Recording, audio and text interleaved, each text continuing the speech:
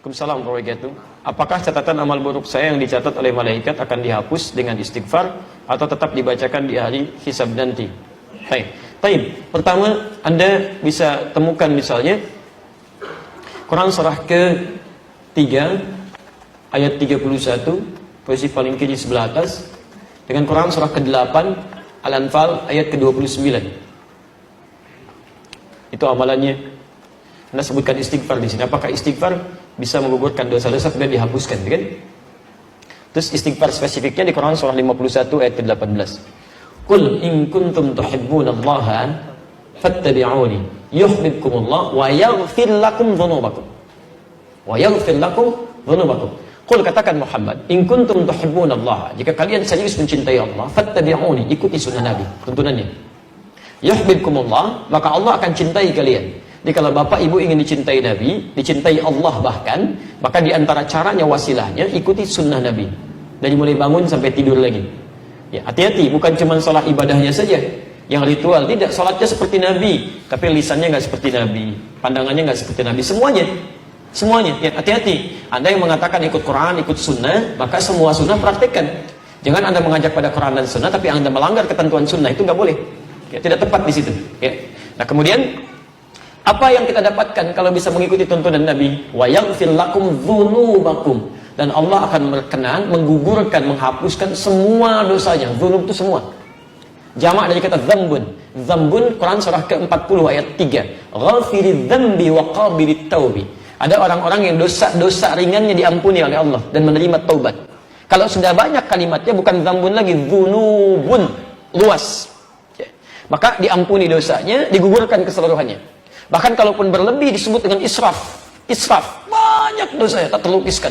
Bunuh orang sekian dan sebagainya. Ya, Masya Allah, pernah berbuat ini, berbuat itu. Langgarannya banyak, disebut israf. Quran surah 39 ayat 53. Qul ya ibadiyalladzina asrafu ala anfusihim la taqnatu min rahmatillah. Katakan Muhammad pada hamba-hambaku yang telah banyak berbuat dosa berlumur, jangan putus asa dari rahmat Allah. Dapatkan ampunannya. Mohonkan. Bukankah pernah ada yang membunuh 100 orang? Kemudian dia senang mabuk, senang macam-macam dan sebagainya. Tiba-tiba dia bertobat. Ada sentuhan di hatinya. Jadi kalau bapak ibu pernah ada sentuhan begini, ya Allah, saya bisa berubah nggak ya? Itu tanda pertama dari Allah menginginkan Anda berubah. Cepat ambil. Jangan biarkan. Sebab kalau Anda biarkan, tidak mudah mendapatkan tanda itu lagi. Ambil. Rumusnya Quran surah 29 ayat 69. Walladzina jahadu fina lanahdiyannahum subulana. Orang yang cepat merespon petunjuk kami akan bimbing dia untuk berubah. Bahkan nanti ada yang berubahnya drastis, disibghah oleh Allah. Quran surah kedua ayat 138. Ya, sibghatallah wa man ahsanu minallahi sibghah. Ya, ada yang disibghah. Sibghah itu kayak dicelupin. Ya, pernah bikin teh celup? Kalau dimasukin ke dalam airnya basah nggak tehnya? Basah. Ada orang yang dicelup langsung, disibghah. Jadi begitu dia tergerak untuk berubah, tiba-tiba seluruh perilaku hidupnya berubah. Kata-katanya berubah, pakaiannya berubah, penampilan berubah, kebaikan, itu sibghah namanya. Ada yang dicintai oleh Allah Subhanahu wa ta'ala.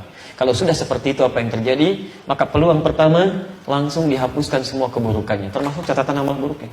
Selesai. Tidak diungkap, disimpan. Ya. Kalau dihapus masih ada nggak? Sudah, kalau dihapus bersih itu habis, selesai. Nggak ada apa yang mau dibacakan, dihapus. Dosa dihapus. Bahkan ada di antara mereka yang masuk surga tanpa hisab. Ya, bukankah sahabat Nabi Umar bin Khattab radhiyallahu ta'ala anhu masuk surga tanpa hisab? Siapa Umar sebelum masuk Islam? Tapi nggak pernah disebutkan sekarang, nggak pernah dikenang yang seperti itu, berubah menjadi kebaikan. Ya, lihat, Umar dulu menjadi musuh Nabi, keras terhadap Nabi, didoakan oleh Nabi, masuk Islam, hasuna Islamu, bagus Islamnya, berganti kebaikan dari keburukan. Ya, Quran surah ke-11 ayat 114, indah sekali. Apa bahasanya? Ya, aqimis salata tarafai minan nahar wa zulafan minal lail innal hasanati yudhibnas sayyi'at. Ketika banyak berbuat baik, keburukan-keburukan akan dilupakan. Takwa meningkat. Oh may yattaqillah, siapa yang meningkat takwanya? Lihat kalimatnya, yukaffir anhum sayyi'atihim, dihapuskan semua keburukannya. Diciri orang yang taubatnya diterima, dosanya diampuni, maka akan dijaga oleh Allah untuk berbuat dosa yang berulang. Dijaga, matanya memandang yang baik, kalimatnya baik, semua bagus, takwanya meningkat, ibadahnya rajin. Apa kata Nabi? Umar masuk surga tanpa hisab. Hisab aja nggak ada, bagaimana mau dibacakan catatannya? Nggak ada hisabnya, masuk aja. Selesai, buku kamu ada, dijaga, ditahan. Sudah, kamu masuk aja. Sudah, selesai. Indah gitu kan? Ada semuanya. Tapi Ada level orang-orang biasa. Quran surah keempat ayat 100. Posisi paling kiri sebelah bawah. Ada orang bunuh 100 orang. Ya banyak keburukannya. Tiba-tiba mau bertobat.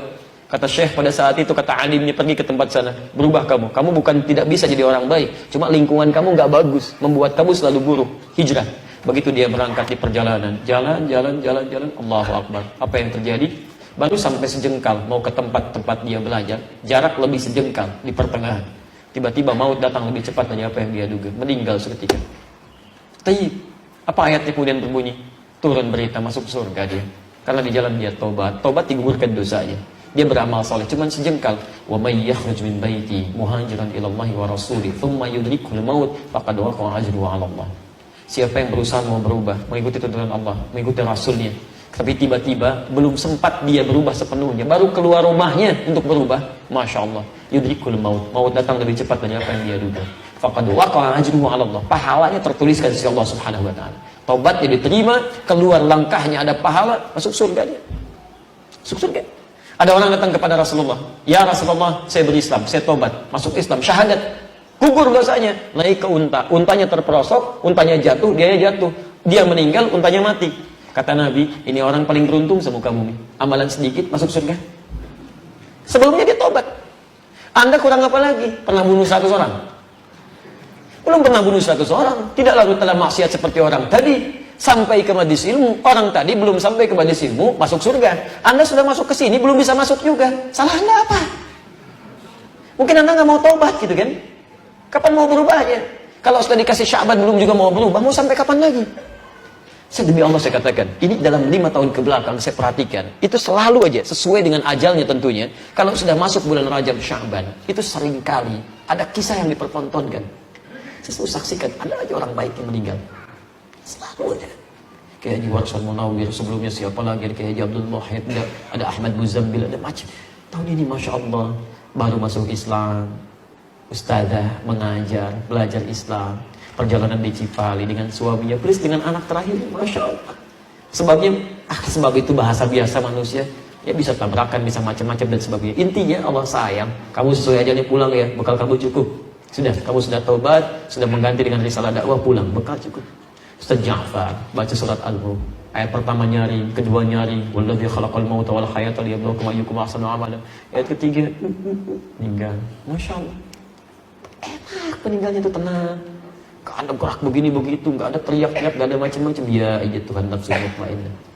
Mereka barangkali sesuai ajalnya menghadap kepada Allah, tidak membutuhkan keutamaan Sya'ban lagi, kemegahan, keberkahan Ramadan lagi, karena bekalnya cukup. Kita masih membutuhkan hari ini untuk bisa berubah. Kalau Anda diberi kesempatan hari ini belum mau berubah juga, Anda mau sampai kapan lagi? Bisa meninggal kita. Ya, dulu saya di Lebak Bulus tuh mengasuh pesantren Al-Hikmah, penghafalan Quran untuk mahasiswa. Kita sediakan fasilitasi gratis itu, Masya Allah. Al-Hikmah tetangga kami tahsinnya Ustaz Ahmad Muzambil, sama muda juga, usia 37 tahun. Hari Kamis menjelang juga, nggak dapat Ramadan. Kamis pada subuh pahalanya udah banyak. Kalau saya masih banyak dosanya, masih butuh hari ini. Dia sudah dipanggil sesuai dengan ajalnya.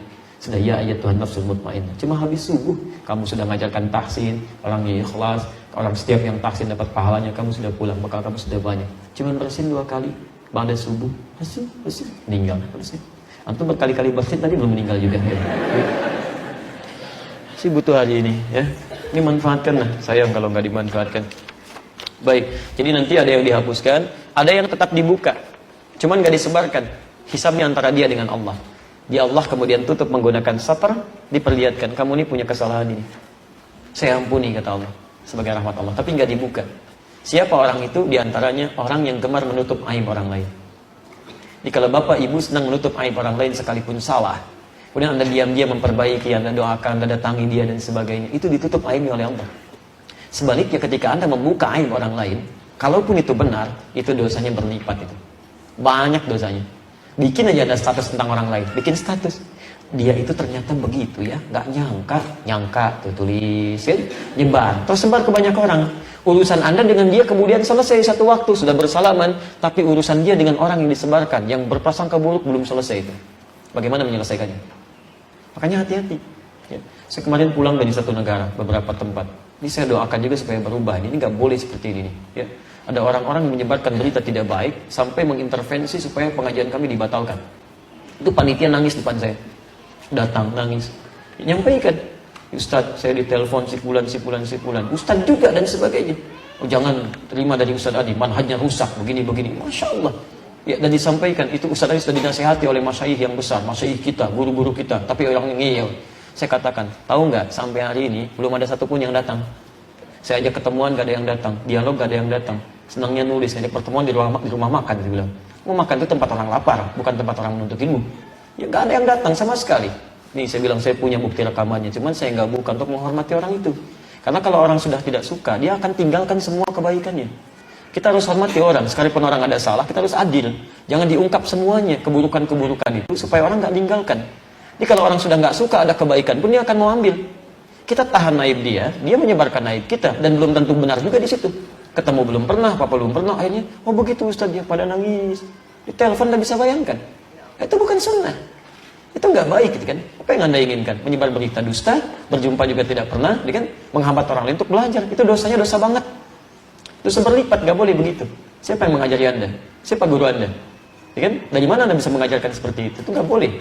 Nah itu hal-hal seperti itu, tapi saya nggak marah gitu kan. Silakan saja gitu kan, seperti itu. Anda daripada nyebarkan ke orang, kenapa Anda nggak datang pada saya? Sampaikan, ya. Kalau yang salah di mana salahnya, tunjukkan. Ya, supaya kita perbaiki. Kalau Anda sayang pada saya, sampaikan pada saya, bukan pada orang. Karena yang dihisab itu saya, bukan orang lain. Anda ngapain sampaikan ke orang, nggak ada kerjaan. Ke saya nggak mau datang, diundang nggak mau datang, dialog nggak mau datang, tapi nyebarkan pada orang yang belum tentu salahnya. Lu Anda bikin runtutannya. Wah, kupas tuntas video Adi Hidayat. Video. Saya cari di kamus video nggak ada, yang ada video. Ya, Anda lupa kesalahan Anda juga gitu kan. Jadi kadang-kadang suka aneh manusia di sini. Tapi saya nggak marah ya. Saya nggak marah, saya nggak mau mencela. Jangan balas kebodohan dan kebodohan yang sama. Sama aja bodoh kita ya. Jadi Anda pun nggak usah ikutan marah. Saya nggak marah. Kenapa Anda marah? Ya, ada Ustaz telepon. Ustaz tadi sabar ya Ustaz ya. Ustaz, saya sabar. Antum yang sabar. Kita nggak usah ikutan marah. Sudah, ambil gampang. Atau lihat siarannya, ambil baik-baik. Tinggalkan yang jelek ya selesai. Dan saya nggak pernah nuntut apapun. Ya, tapi itu nggak boleh begitu. Kalau keterlaluan nanti saya juga bisa ungkap ya, hal-hal yang harus diketahui oleh umat. Anda tuh bingung saya. Anda itu pernah nggak coba yang objektif berpikir dengan jernih ya? Bisa nggak dipahami dengan akal? Anda belajar tentang agama, menjadikan diri Anda lebih dekat dengan Allah. Tapi begitu selesai taklim, Anda kok saling mencela, saling berselisih. Saya bingung saya. Ada orang belajar, begitu pulang ribut dengan suaminya, pecah kongsi di situ. Masya Allah, ribut dengan tetangganya, nggak mau saling salaman. Bahkan saya pernah menemukan kasus awal-awal datang ke Indonesia ini, ada seorang istri ikut kajian, pulang-pulang ke rumah ribut dengan suami sampai mau pisah Pak. Lebih baik mencari pasangan yang sunnah daripada menikah dengan suami bid'ah. Oh, Masya Allah. Padahal sudah belasan tahun menikah. Apa Anda lupa dengan kebaikan-kebaikannya? Itu diajarin apa di situ gitu kan? Anda salah apa sebetulnya? Jadi ada beberapa hal yang kita harus jernih berpikir. Coba zaman Nabi, itu orang tuh tertinggal luar biasa. Jahatnya banyak, sering banyak berkelahi, saling bunuh macam-macam. Ketika Quran turun, diajarkan oleh Nabi. Yang kasar jadi lembut, ya, yang terpecah jadi saling menyatu, yang mencela mencintai, yang merangkul, yang memukul jadi merangkul. Semuanya indah dan ada peradaban. Jadi Qurannya sama, nggak berubah. Hadisnya sama. Kok bisa Anda belajar saling mencela? Saling berselisih. Sebenarnya bisnya di mana gitu kan? Nah, jadi saya mengajak kepada siapapun, termasuk kalangan para ustadz, harusnya kita duduk sama-sama nih. Semua. Ini kan di Indonesia ada yang ke Mesir, ke Madinah, ke Mekah, ke Libya, ke Oman, ke Maroko, ke Tunisia. Akan lebih indah kalau kita duduk semua bareng, bahas masalah umat. Di umat butuh apa nih? Kelemahannya di mana? Kenapa ini sering ribut? Oh, dalilnya apa? Mungkin pelajaran kita begini, pelajaran Anda begini. Yuk kita temukan di sini. Kupas. Kemudian sampaikan pada umat. Kalau begini, berarti dalilnya ini ya. Kalau begini, ini dalilnya ini ya. Ustadz ini alumni sini mengajarkan begini karena dipelajari begini. Itu enak tuh. Dan orang nyaman ibadah. Nyaman gitu kan. Itu yang paling indah. Ya, dan itu harapan insya Allah mudah-mudahan Allah berikan kemudahan-kemudahan ya.